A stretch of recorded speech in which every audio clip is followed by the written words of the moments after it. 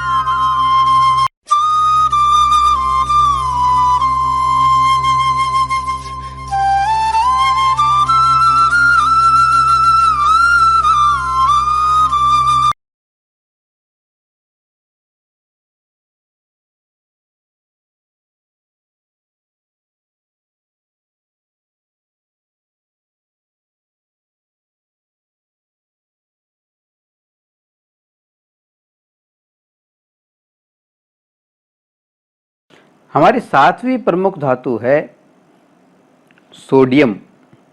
Sodium sodium को हम Na से प्रदर्शित करते हैं विज्ञान के अंदर, N कैपिटल और A छोटा। तो ये जो सोडियम धातु है बड़ी स्पेशल धातु है। पहली बात तो इसमें यह है कि सोडियम एक बड़ी ही नरम धातु है। अधिकांश जो धातुएं होती हैं, अधिकांश जो धातुएं हैं वो सारी कठोर होती हैं, उनको काटना आसान नहीं होता, बहुत ज़्यादा कठोर होती हैं। लेकिन सोडियम एक ऐसी धातु है जो कि अन्य धातुओं की अपेक्षा बेहद नरम होती हैं, और इतनी नरम होती हैं कि इसको हम चाकू के माध्यम से भी काट सकते हैं, छील सकते हैं, जैसे हम गाजर मूली छीलते हैं ना, इस तरह से सोडियम जो धातु है, मेटल जो है तो मेटल, लेकिन उसके बावजूद भी ये बहुत नरम है, इसको हम चाकू की सहायता से काट सकते हैं। इसका घनत्व भी बड़ा कम होता है, ये पानी में तैरता रहता है। ठीक है, अब सोडियम का अगर हम एग्जाम्पल लें, उदाहरण लें, तो हम जो खाने का नमक इस्तेमाल करते हैं इसमें भी सोडियम होता है।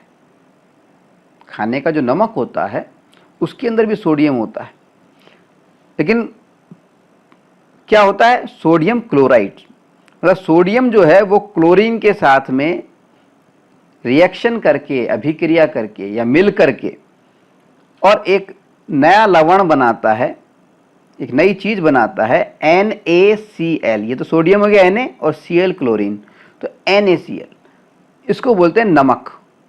नमक का फार्मूला क्या होता है, NaCl। तो सोडियम हमारे खाने में इस्तेमाल आ रहा है एक प्रकार से, लेकिन ओरिजिनल सोडियम नहीं आ रहा है, NaCl के रूप में आ रहा है, सोडियम क्लोराइड के रूप में आ रहा है। ठीक है, तो सोडियम का याद रहेगा, सोडियम एक नरम धातु है, इसका घनत्व कम होता है। घनत्व कम होने का मतलब क्या होता है? आकार और भार दो चीजें होती हैं। तो आकार के अनुपात में भार कम है या ज्यादा, यह बताता है घनत्व। अगर आकार ज्यादा है, भार कम है, इसका मतलब घनत्व भी कम है। अगर आकार कम है, भार ज्यादा है, इसका मतलब घनत्व ज्यादा है। ठीक है, आकार के अनुपात में भार, इसको हम घनत्व के नाम जानते हैं। तो सोडियम जो धातु है ये हल्की होती है, नरम होती है, इसका घनत्व भी कम होता है, इसको हम चाकू से भी काट सकते हैं। और खाने का जो हम नमक इस्तेमाल करते हैं उसके अंदर भी सोडियम की उपस्थिति होती है। हमारी 8वीं प्रमुख धातु है पोटेशियम।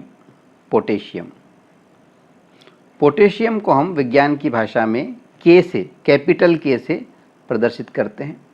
जब भी कैपिटल के लिखा हो समझ जाइए कि ये पोटेशियम की बात कर रहे हैं हम। ठीक है, अब ये जो पोटेशियम धातु है इसका इस्तेमाल क्या है?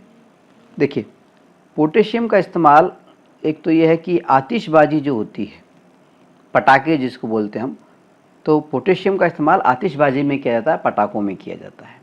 इसके अलावा जो विस्फोटक होते हैं उन विस्फोटकों में भी, बम बनाने में भी यानी पोटेशियम का इस्तेमाल होता है। इसके अलावा जो उर्वरक होते हैं, खेतों में जो उर्वरक के रूप में भी पोटेशियम का इस्तेमाल होता है, फर्टिलाइजर के रूप में भी पोटेशियम का इस्तेमाल होता है। इसके अलावा आपने माचिस देखी होगी, मैच बॉक्स, घरों में काफ़ी यूज़ आती है हमारे। ये जो माचिस होती है, इस माचिस में दो चीज़ें होती हैं। देखिए, एक तो ये वाली माचिस के अंदर ये वाला हिस्सा होता है, ये जहाँ पे हम माचिस की तीली को रगड़ते हैं। ठीक है, और दूसरी होती है माचिस की तीली।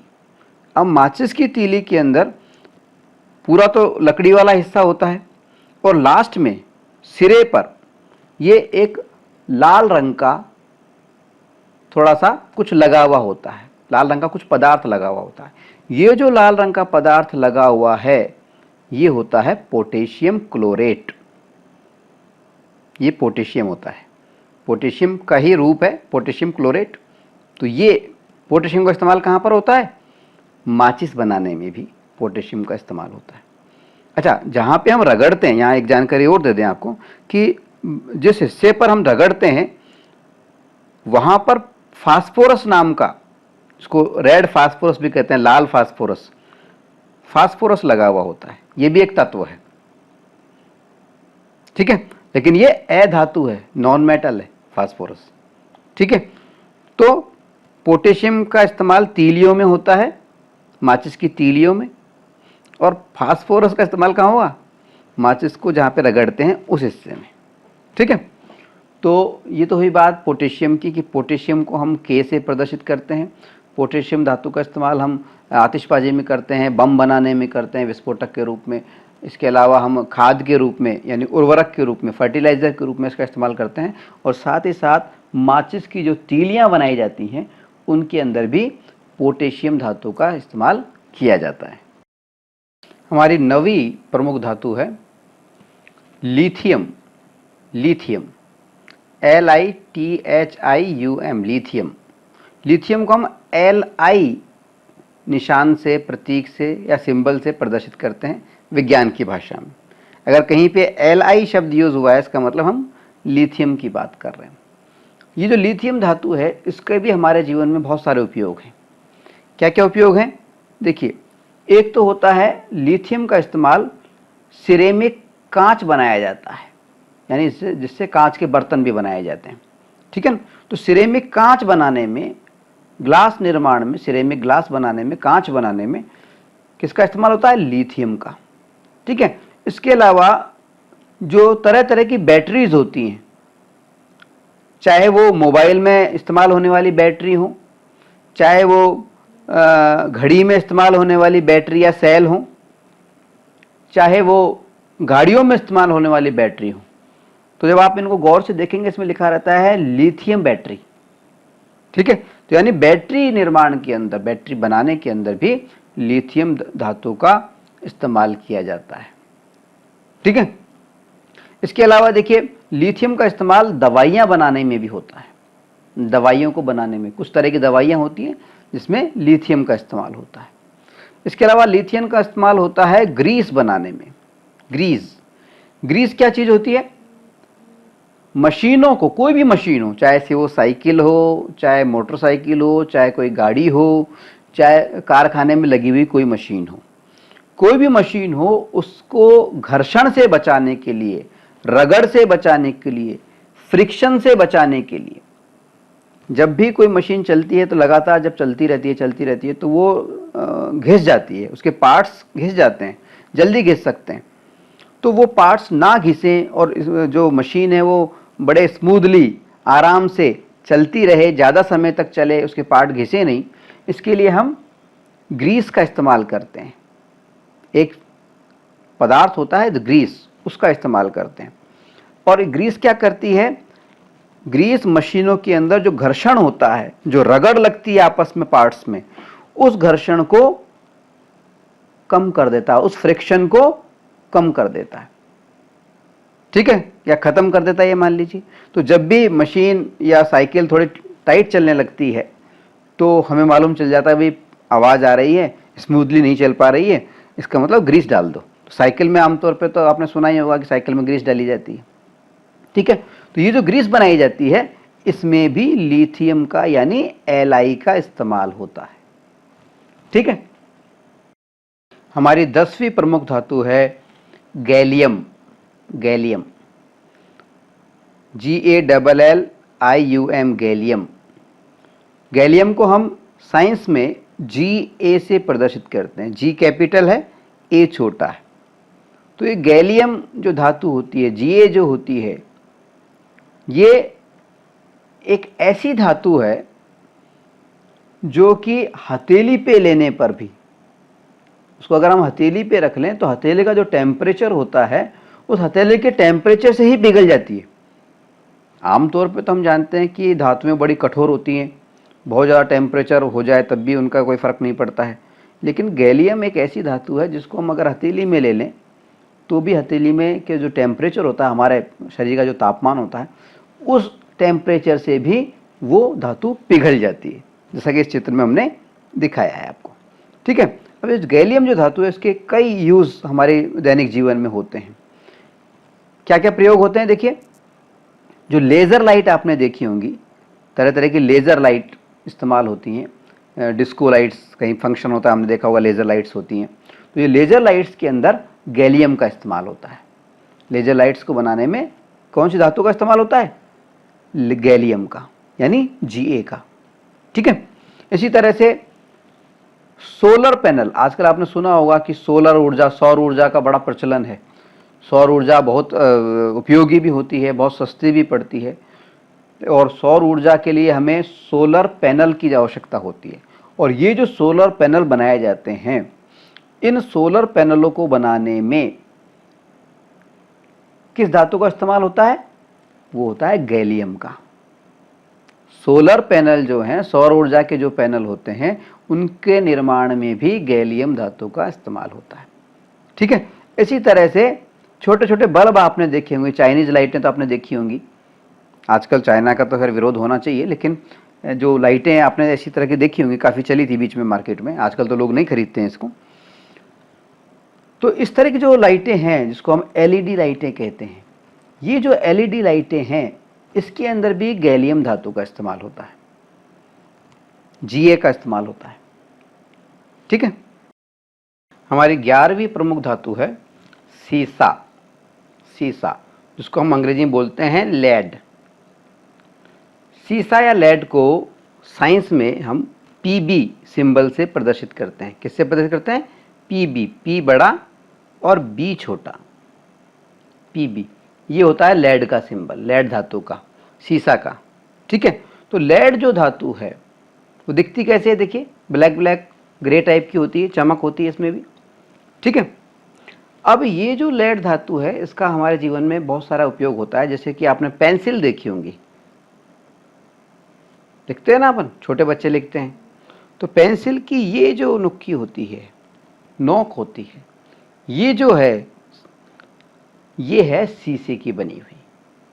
पेंसिल निर्माण के अंदर शीशे का इस्तेमाल होता है।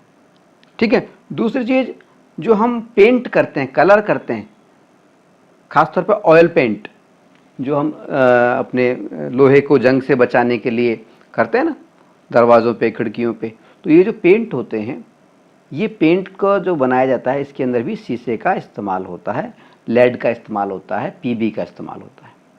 ठीक है। इसी तरह से वाहनों की जो बैटरी होती है उनके अंदर भी शीशे का इस्तेमाल होता है, लेड का इस्तेमाल होता है, पीबी का इस्तेमाल होता है। ठीक है। इसके अलावा आपने देखा होगा बंदूक की जो गोली होती है ना, वो किस तरह की दिखती है, देखिए इस तरह की दिखती है। ऊपर से देखने में तो ये आपको साफ चमकदार और तांबे की बनी हुई नजर आ रही है, साफ साफ। तो बंदूक की जो गोली होती है उसमें ऊपर का खोल तो तांबे का होता है, लेकिन उसके अंदर जो भरा हुआ होता है उसमें एक प्रमुख धातु है, वो है सीसा या लेड। ये मानव शरीर के लिए हानिकारक होता है। ठीक है। तो गोलियों को बनाने के अंदर भी लेड धातु का, शीशे का या पीबी का इस्तेमाल होता है। हमारी 12वीं प्रमुख धातु है magnesium. Magnesium, magnesium, MEGNESIUM, magnesium. Magnesium को हम विज्ञान में Mg, M कैपिटल और G छोटा, Mg से प्रदर्शित करते हैं। मैग्नीशियम कैसा दिखाई देता है, इस तरह का, ग्रे कलर का। और ये जो मैग्नीशियम धातु है इसका हमारे जीवन में क्या क्या उपयोग होता है। एक इस्तेमाल तो होता है दवाओं के रूप में। मैग्नीशियम का इस्तेमाल, मैग्नीशियम जो धातु है इसका इस्तेमाल दवाओं के रूप में होता है, मेडिसिन्स के रूप में भी किया जाता है। इसके अलावा पॉल्यूशन को रोकने के लिए, प्रदूषण को रोकने के लिए जो यंत्र बनाए जाते हैं उनके अंदर भी मैग्नीशियम का इस्तेमाल होता है।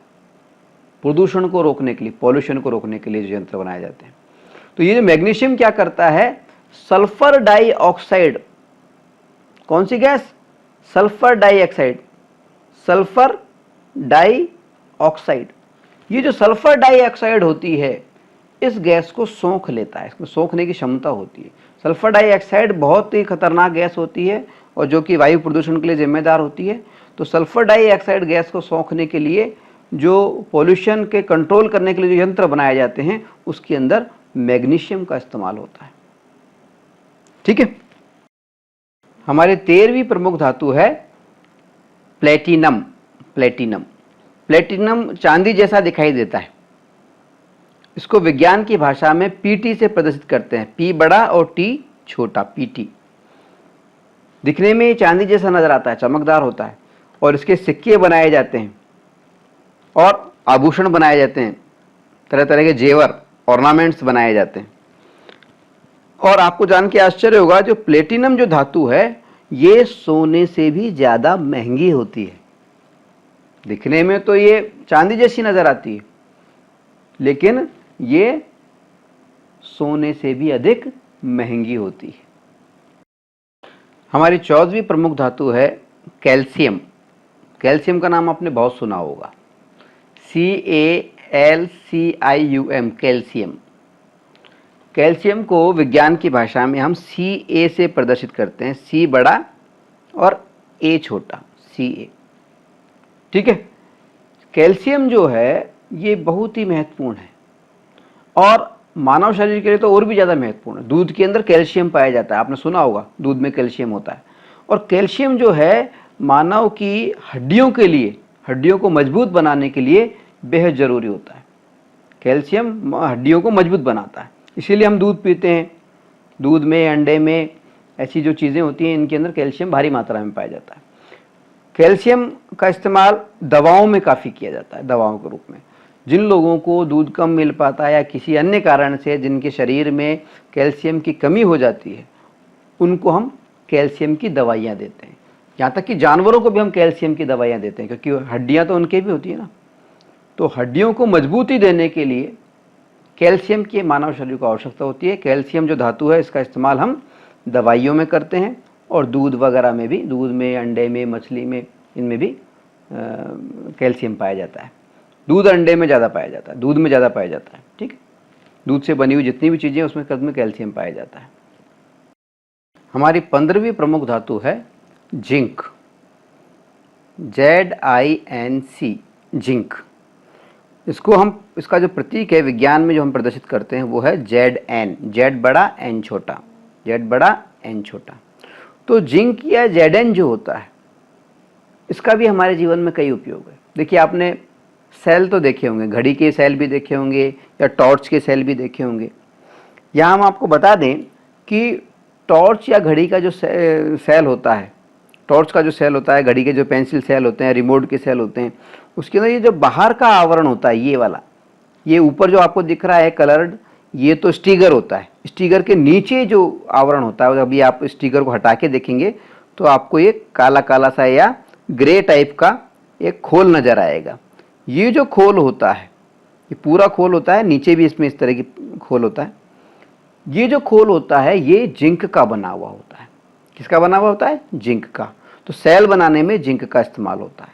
इसके अलावा नीचे का जो हिस्सा है जहाँ पर हम, जिसको हम कहते हैं माइनस, जहाँ पे माइनस लिखा हुआ होता है सेल के अंदर, माइनस वाला हिस्सा, वहाँ पे जिंक की प्लेट होती है। ठीक है, नेगेटिव जो प्लेट होती है माइनस वाली, वो जिंक की बनी हुई होती है। ठीक है, तो सेल के अलावा सेल बनाने में तो सेल का जो बाहरी कवर है, खोल है, वो सारा जिंक का बना हुआ होता है। और उसका जो बॉटम होता है, जहाँ पर माइनस वाला हिस्सा होता है, जहाँ माइनस ऋणात्मक होता है, माइनस लिखा हुआ होता है, वो जो हिस्सा है उसकी जो प्लेट होती है वो भी जिंक की बनी हुई होती है। इसके अलावा दवाओं के अंदर भी जिंक का इस्तेमाल होता है। बहुत सी दवाएं होती हैं जिसमें जिंक का इस्तेमाल होता है। इसके अलावा पेंट बनाने में, रंग बनाते हैं, उसमें भी कुछ मात्रा में जिंक का इस्तेमाल किया जाता है। तो जिंक का क्या 3 यूज हो गए। एक तो सेल का जो कवर है, खोल है, वो जिंक का बना हुआ होता है। ये टोपी नहीं, ऊपर वाली ये जो टोपी होती है ये जिंक की नहीं होती है, ये नहीं होती है, ये जिंक की नहीं है। ये खोल जो है सिर्फ ये जिंक का होता है। ठीक है, तो सेलों के अंदर जिंक का इस्तेमाल होता है। इसके अलावा दवाओं में जिंक का इस्तेमाल होता है। इसके अलावा रंग या पेंट बनाने में भी जिंक का इस्तेमाल होता है। हमारी 16वीं और अंतिम प्रमुख जो धातु है वो है caesium. Caesium, CAESIUM, caesium. Caesium को हम लिखते हैं CS, C बड़ा और S छोटा, सीजियम। सीजियम देखने में सोने जैसा नजर आता है, गोल्डन, साफ नजर आ रहा है हमें, गोल्डन है ये।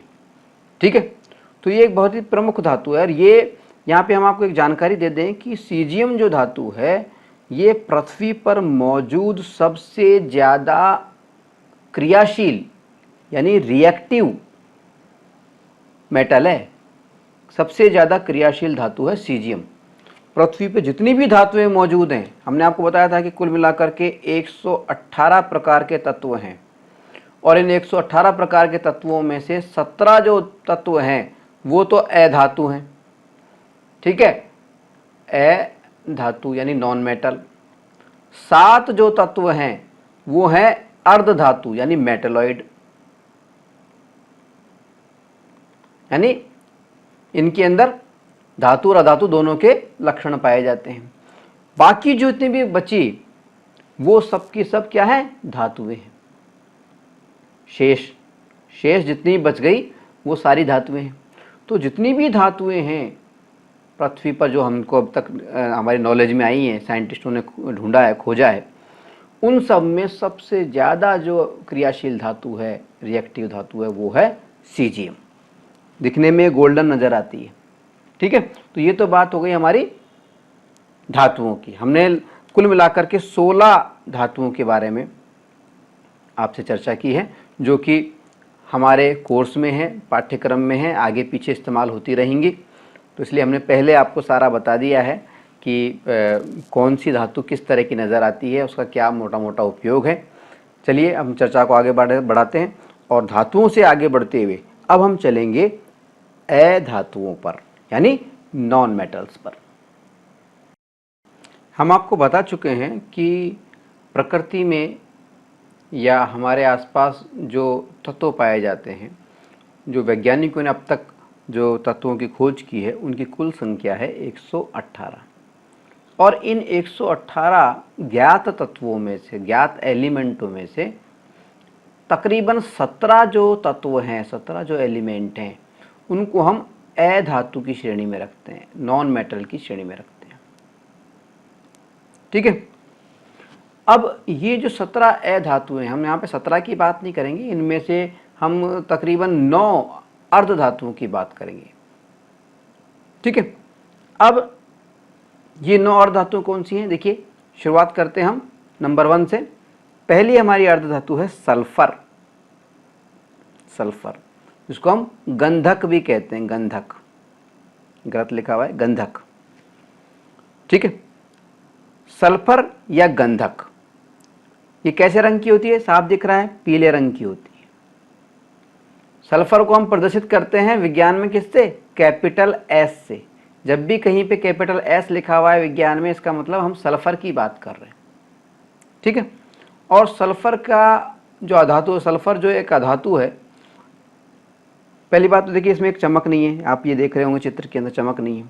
दूसरी बात, ये हार्ड भी नहीं है, ये टुकड़ों में बिखरी हुई है। ठीक है। तो सल्फर जो अधातु है, इसके कई यूज़ होते हैं। खास यूज जो इसका है वो है, एक तो विस्फोटक के रूप में भी इसका इस्तेमाल होता है, बम बनाने में सल्फर या गंधक का इस्तेमाल होता है। इसके अलावा जो चर्म रोग होते हैं, स्किन प्रॉब्लम्स होती हैं, उसकी जो दवाइयाँ बनती हैं, उनके अंदर भी गंधक जो अर्ध धातु है, सल्फर जो अर्ध धातु है, जिसको कि हम एस से प्रदर्शित करते हैं, उसका प्रयोग किया जाता है। हमारी दूसरी प्रमुख अर्ध धातु यानी नॉन मेटल, वो है कार्बन।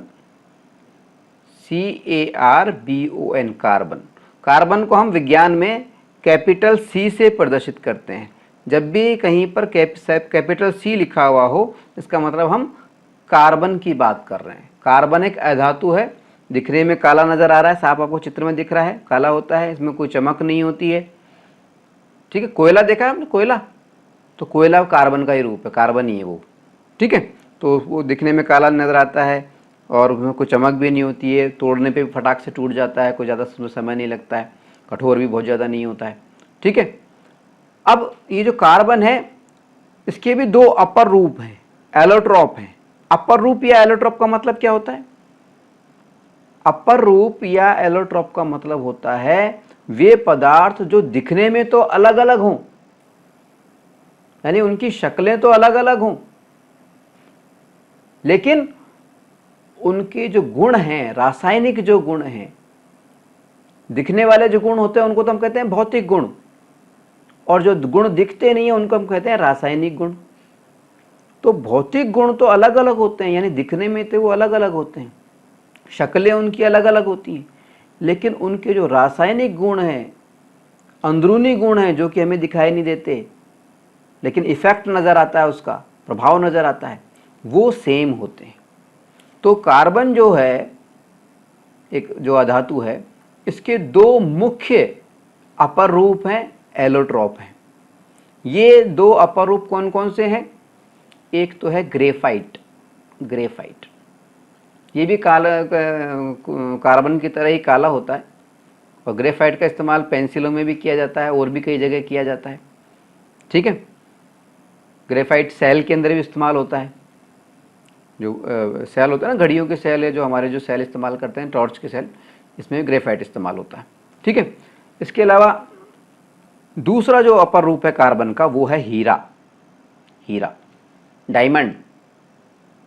देखिए ग्रेफाइट कैसा है, काला काला नजर आता है, और हीरा कैसा चमकदार और शाइनिंग उसमें होती है। तो देखने में दोनों अलग अलग है ना। कोई कह सकता है कि कोयला और ये हीरा, ग्रेफाइट और हीरा दोनों एक ही कार्बन के 2 रूप हैं, उसके एलोट्रॉप है, अपर रूप है? नहीं कह सकता ना। लेकिन हम आपको जानकारी दे दें कि आपने सुना होगा कि कोयले की खान में ही हीरा निकलता है। सुना है कि नहीं सुना है? तो हीरा जो होता है वो कोयले का यानी कार्बन का ही एक एलोट्रॉप है, अपर रूप है, और इसी तरह से ग्रेफाइट भी कार्बन का एक अपर रूप है, एलोट्रोप है। अपर रूप या एलोट्रोप का मतलब ये होता है ऐसी चीज़ें जो दिखने में तो अलग अलग दिखाई दें, उनका रूप अलग अलग नज़र आए, लेकिन उनका जो अंदरूनी कंटेंट है, अंदरूनी जो उसकी रासायनिक गुण हैं, वो सेम हो। ठीक है, तो ये दूसरी हमारी प्रमुख धातु है कार्बन। और यहाँ पे हम आपको एक जानकारी और दे दें कि जितने भी तत्व हमारे आसपास हमारी पृथ्वी पर मौजूद हैं, उन तत्वों में से कार्बन एक ऐसा तत्व है, ऐसा नॉन मेटल है, ऐसी अधातु है जो कि सबसे ज़्यादा पदार्थ बनाता है। पृथ्वी पर पाए जाने वाले अधिकांश पदार्थों के अंदर कार्बन की उपस्थिति होती है। ठीक है, हमारी तीसरी प्रमुख अर्धधातु यानी नॉन मेटल है आयोडीन। आयोडीन, आयोडीन को हम कैपिटल आई से प्रदर्शित करते हैं। तो आयोडीन के बारे में तो आपने सुना होगा, टीवी पे रोज़ाना अक्सर हम देखते हैं कि विज्ञापन आता है कि नमक के विज्ञापन में खासतौर पे कि आयोडाइज्ड नमक है, नमक में आयोडीन है। ठीक है, आयोडीन हमारे शरीर के लिए बहुत आवश्यक होता है और आयोडीन की कमी से हमारे शरीर के अंदर कई तरह के रोग हो जाते हैं। खासतौर पे एक रोग बोलते हैं उसको हम गलगंड, गलगंड। इस रोग में क्या होता है, गला जो होता है सूज जाता है, काफ़ी मोटी गांठ हो जाती है, सूज जाता है, बहुत बुरी तरह से लटक जाता है सोच करके। ठीक है, तो ये जो रोग है ये आयोडीन की कमी से होता है। ठीक है, अब आयोडीन जो है एक ऐसी अधातु है, आमतौर पर जितनी भी अधातु होती हैं वो उनके अंदर क्या होती है, चमक नहीं होती है, लेकिन आयोडीन एक ऐसी अधातु है जिसके अंदर चमक पाई जाती है। देख सकते हैं आप चित्र में, साफ दिख रहा है, दिखने में तो ये भी ग्रे कलर की है, लेकिन इसमें चमक साफ नज़र आ रही है आपको। ठीक है, आयोडीन से जहाँ नमक में इस्तेमाल किया जाता है, साथ ही साथ में आयोडीन जो अधातु है इसका इस्तेमाल दवाइयों के बनाने में भी, मेडिसिन्स के अंदर भी इसका इस्तेमाल किया जाता है। हमारी चौथी प्रमुख अधातु होती है ब्रोमीन। ब्रोमीन, ब्रोमीन को हम बी आर से प्रदर्शित करते हैं, कैपिटल बी और छोटा आर, स्मॉल आर। ठीक है, ब्रोमीन। ब्रोमीन का जो रंग होता है वो आप साफ देख सकते हैं कि ये ऑरेंज टाइप इसका रंग होता है, ऑरेंज रंग होता है इसका। ठीक है, ब्रोमीन का रंग कलर कैसा होता है, नारंगी, ऑरेंज। ये गैस के रूप में होती है, गैस टाइप। देखिए साफ दिख रहा है चित्र के अंदर कि ये नारंगी रंग की है, ऑरेंज रंग की है और ये गैस टाइप उड़ रहा है। ठीक है, तो याद रखें ये एक नॉन मेटल है ब्रोमीन, और इसका रंग जो होता है वो होता है नारंगी, ऑरेंज। हमारी पांचवी प्रमुख अधातु यानी नॉन मेटल है क्लोरीन। क्लोरीन, इसको हम Cl से प्रदर्शित करते हैं, कैपिटल C और छोटा l।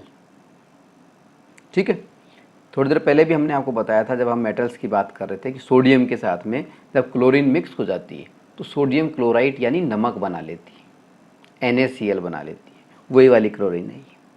ठीक है, अब ये क्लोरीन जो होती है ये गैस फॉर्म में होती है आमतौर पे। क्लोरीन का जो कलर होता है वो कैसा होता है, देखिए हरा हरा और पीला पीला, हरा पीला सा कलर होता है, साफ दिखाई दे रहा है चित्र में आपको। ठीक है, अब ये क्लोरीन जो है इसका कई इस्तेमाल होते हैं इसके। एक जो प्रमुख इस्तेमाल इसका प्रयोग है, उपयोग है, वो है पीने के पानी को शुद्ध करना।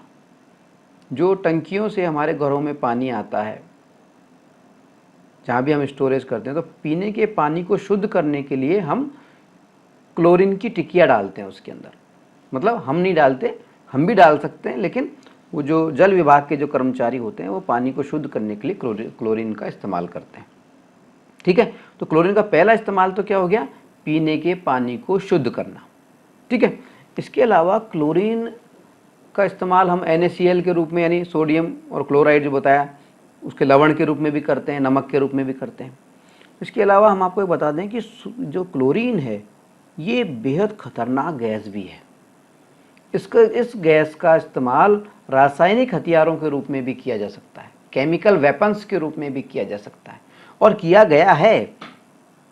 प्रथम विश्व युद्ध के अंदर, फर्स्ट वर्ल्ड वार, जब प्रथम विश्व युद्ध हुआ था, प्रथम विश्व युद्ध, फर्स्ट वर्ल्ड वार, उस फर्स्ट वर्ल्ड वार के अंदर क्लोरीन जो गैस थी, इसका इस्तेमाल रासायनिक हथियार के रूप में, केमिकल वेपन के रूप में किया गया था।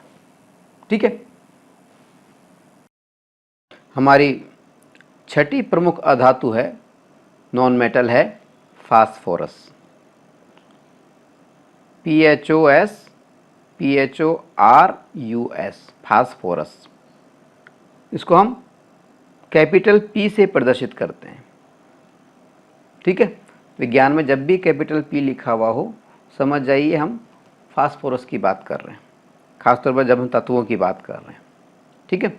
अब फास्फोरस दिखने में कैसा होता है? देखिए, इस तरह का होता है, लाल रंग का, लाल सफ़ेद टाइप का होता है। पूरा लाल नहीं होता, मैरून टाइप होता है, इसमें सफ़ेद मिक्स होता है हल्का सा। ठीक है। तो मैरून टाइप का होता है फास्फोरस। अब ये जो फास्फोरस है, हमारे क्या क्या काम आता है? देखिए, एक फास्फोरस का जो उपयोग है वो तो ये है कि ये खाद के रूप में, उर्वरक के रूप में, यानी फर्टिलाइजर के रूप में इस्तेमाल होता है, खेतों में दिया जाता है इसको। ठीक है। इससे पौधे की वृद्धि ठीक होती है। ठीक है। इसके अलावा फास्फोरस का उपयोग विस्फोटक के रूप में, यानी बमों के अंदर भी, बम बनाने में भी फास्फोरस का इस्तेमाल होता है। और इसके अलावा तीसरा जो हमारा एक सामान्य उपयोग है वो है माचिस बनाने में भी किया जाता है। अभी थोड़ी देर पहले भी जब इसी लेसन को हम आपको बता रहे थे, प्रारंभ में धातुओं की हम बातें कर रहे थे, तो जब हमने पोटेशियम की बात की थी तब भी हमने ये बात की थी। तो माचिस के निर्माण के अंदर दो चीज़ों का इस्तेमाल होता है, एक तो धातु का और एक अधातु का। धातु कौन सी इस्तेमाल होती है? वो होती है पोटेशियम। ठीक है। जो हमारी माचिस होती है उसमें जो लकड़ी की जो तीलियां होती हैं, तो तीलियां तो लकड़ी की होती हैं, और तीलियों के सिरों पर जो पदार्थ लगा हुआ होता है वो पोटेशियम का बना हुआ होता है, और उस पदार्थ को बोलते हैं पोटेशियम क्लोरेट। ठीक है। लेकिन जो ये पोटेशियम क्या है? एक धातु है। ठीक है। लेकिन जो दूसरा हिस्सा होता है माचिस का, जहाँ पर हम इस तीली को घिसते हैं, रगड़ते हैं, वहाँ पर जो लाल लाल सी एक परत लगी हुई होती है, वो जो परत होती है वो किसकी होती है? वो एक अधातु की होती है, नॉन मेटल की होती है। और वो अधातु कौन सा होता है? वो होता है फास्फोरस। उसको हम बोलते हैं रेड फास्फोरस, क्योंकि वो लाल रंग का होता है ना, इसलिए उसको रेड फास्फोरस कह देते हैं। होता फास्फोरस ही है। ठीक है। तो जो फास्फोरस है उसका इस्तेमाल हम कहाँ पे करते हैं? माचिस ने बनाने के अंदर। ठीक है। माचिस की डिब्बी बनाने में बोलिए आप। माचिस की तीली में तो पोटेशियम का इस्तेमाल होता है, लेकिन माचिस की डिब्बी जो होती है, जहाँ पर हम उसको घिसते हैं तीली को, उसके अंदर फास्फोरस का इस्तेमाल होता है। फास्फोरस एक अधातु है, यानी इसके अंदर देखिए साफ दिख रहा है, चमक नहीं है, किसी प्रकार की चमक नहीं है, और ये ठोस भी नहीं है, बुरादे के रूप में, पाउडर के रूप में है। ठीक है। तो ये बात हो गई हमारी फास्फोरस की। देखिए, अब तक हम 6 प्रमुख अधातुओं पर बात कर चुके हैं। कौन कौन सी 6 पर? एक तो है सल्फर, जिसको हम S से प्रदर्शित करते हैं। एक था कार्बन, जिसको हम C से प्रदर्शित करते हैं। एक था आयोडीन, जिसको हमने I से प्रदर्शित किया। एक हमने की ब्रोमीन, Br, ये नारंगी रंग की, ऑरेंज रंग की थी। ठीक है। और एक थी हमारी क्लोरीन, जो कि हरे पीले रंग की थी। ठीक है। और एक बात हमने की अभी अभी फास्फोरस की, यानी P की। ठीक है। इन सब के अलावा 3 और प्रमुख अधातुएं होती हैं, नॉन मेटल्स होती हैं, जो कि गैस की फॉर्म में होती हैं। आपने सुना होगा हाइड्रोजन, नाइट्रोजन और ऑक्सीजन का नाम। तो हाइड्रोजन, जिसको हम H2 से प्रदर्शित करते हैं, नाइट्रोजन जिसको हम N2 से प्रदर्शित करते हैं, और ऑक्सीजन जिसको हम O2 से प्रदर्शित करते हैं, ये जो तीनों प्रमुख गैसें हैं, ये भी क्या हैं? अधातु हैं, नॉन मेटल हैं। ठीक है। धातु और अधातुओं के बाद में अब हम जानते हैं प्रमुख अर्ध धातुओं के बारे में, यानी मेटलॉइड्स के बारे में। अर्ध धातु या मेटलॉइड्स का मतलब क्या होता है कि ये जो धातुएं हैं, अर्ध धातुएं जो हैं, इनके अंदर कुछ गुण धातुओं के पाए जाते हैं और कुछ गुण अधातुओं के पाए जाते हैं। तो मेटलॉइड्स में या अर्ध धातुओं के अंदर हम सबसे पहले बात करेंगे सिलिकॉन की। किसकी? सिलिकॉन की। SiLiCon, silicon. इसको हम Si से प्रदर्शित करते हैं। सिलिकॉन देखने में कैसा दिखता है? इस तरह का, चांदी की तरह जबरदस्त चमकदार होता है ये सिलिकॉन। ठीक है। अब सिलिकॉन का हमारे जीवन में बहुत ज़्यादा उपयोग है। अब सिलिकॉन का उपयोग कहाँ कहाँ पे होता है? देखिए, सिलिकॉन का सबसे महत्वपूर्ण जो उपयोग होता है वो है कंप्यूटर्स की चिप बनाने में। कंप्यूटर्स की चिप बनाने में आपने नाम सुना होगा, एक शहर है बेंगलोर, जो कि कर्नाटक में है। ठीक है। कर्नाटक का ये जो शहर है बेंगलोर, इसको हम सिलिकॉन वैली के नाम से भी जानते हैं। इसको सिलिकॉन वैली क्यों कहते हैं? क्योंकि यहाँ पे कंप्यूटर्स की चिप का जो काम है वो बहुत ज़्यादा होता है। ठीक है।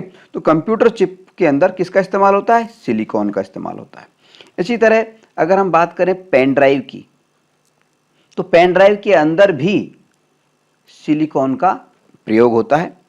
इसी तरह से मोबाइल की जो चिप होती हैं उसके अंदर भी सिलिकॉन का प्रयोग होता है।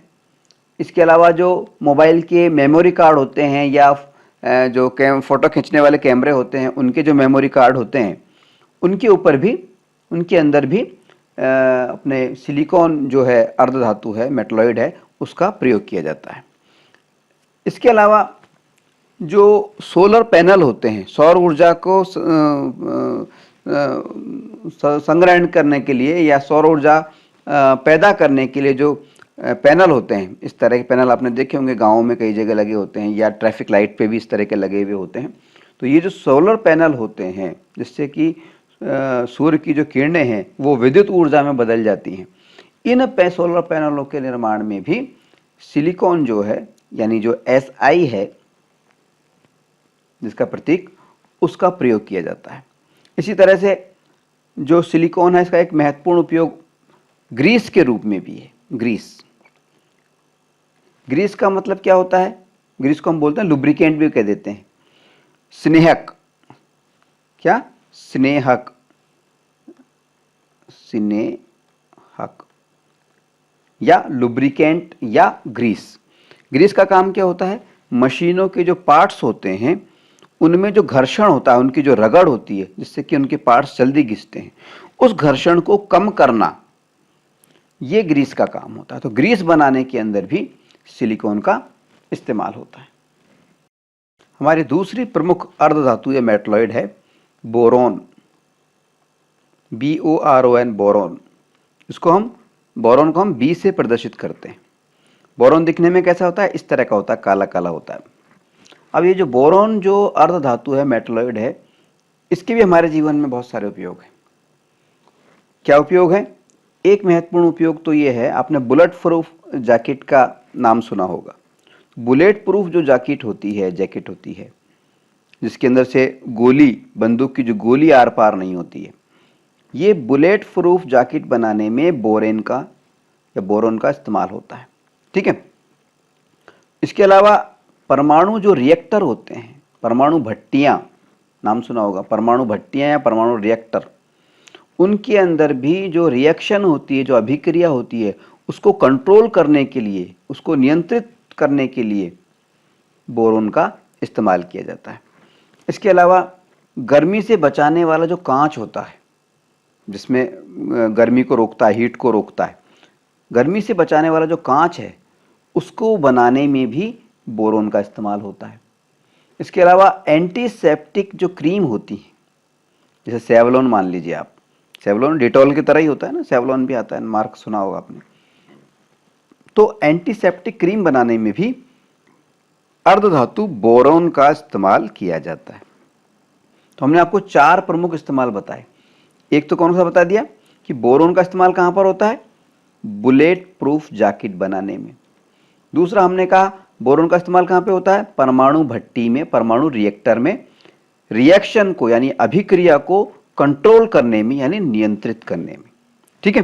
तीसरा हमने बताया कि गर्मी से बचाने वाला कांच के निर्माण में, कौन सा कांच भी सादा नहीं, गर्मी से बचाने वाला कांच जो है उसके निर्माण में बोरोन का इस्तेमाल होता है। इसके अलावा हमने बताया कि एंटीसेप्टिक जो क्रीम बनती है, एंटीसेप्टिक क्रीम का मतलब होता है जिसमें कटने छिलने से बचाने वाली जो क्रीम, जिसमें जो है कीटाणु हमारे घाव में नहीं पड़े, उसको बनाने में भी बोरोन का इस्तेमाल होता है। सिलिकॉन और बोरोन के अलावा आर्सेनिक जो है, आर्सेनिक भी एक बेहद महत्वपूर्ण अर्धधातु है, यानी मेटलॉइड है। आर्सेनिक को हम AS से प्रदर्शित करते हैं, कैपिटल A और स्मॉल s। आर्सेनिक दिखने में इस तरह का होता है, ये भी चमकदार है, ब्लैकिश होता है, काला काला सा होता है, लेकिन चमकदार है। ठीक है। अच्छा, आर्सेनिक का उपयोग क्या होता है? आर्सेनिक जो है एक भारी हैवी मेटल है, इसको आर्सेनिक को हम भारी धातु भी कहते हैं, हैवी मेटल भी कहते हैं। यह हमारे शरीर के लिए जहरीला होता है, बहुत ज़्यादा जहरीला पदार्थ है ये। तो चूहे व कीड़े मारने की जो दवाएं होती हैं, जो हम घरों में भी इस्तेमाल करते हैं, उन दवाओं को बनाने में आर्सेनिक का इस्तेमाल होता है। इसके अलावा बिजली बनाने में, जो बिजली बनाई जाती है, इलेक्ट्रिसिटी जो कंडक्ट की जाती है, उसकी प्रक्रिया के अंदर भी आर्सेनिक का इस्तेमाल होता है। इसके अलावा कैंसर का जो उपचार होता है उसमें भी आर्सेनिक का इस्तेमाल होता है। और इसके अलावा एक चौथा जो महत्वपूर्ण इसका वो है बंदूक की जो गोलियां होती हैं ना, बुलेट्स, तो बंदूक की गोलियों में भी आर्सेनिक का इस्तेमाल किया जाता है। अंदर भरा हुआ होता है आर्सेनिक। ठीक है, जैसे शीशा भरा रहता है ना, बंदूक की गोली में शीशा भी भरा रहता है, लेकिन आर्सेनिक भी होता है उसके अंदर। ऊपर तो तांबे की होती है, वो उसका खोल जो होता है वो तांबे का होता है। ठीक है। इसके अलावा लकड़ी को दीमक से बचाने के लिए भी आर्सेनिक का प्रयोग किया जाता है, इस्तेमाल किया जाता है। तो हमने आपको बता दिए प्रमुख धातुओं के बारे में बता दिया, संक्षिप्त जानकारी, प्रमुख अधातुओं के बारे में बता दिया, मतलब नॉन मेटल्स के बारे में बता दिया, और प्रमुख अर्धधातुओं के बारे में भी हमने आपको जानकारी दी है।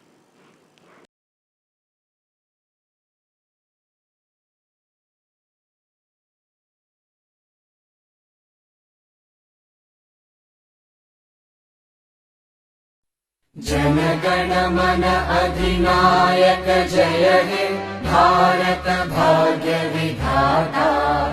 पंजाब सिंध गुजरात मराठा द्राविड उत्कल गंगा।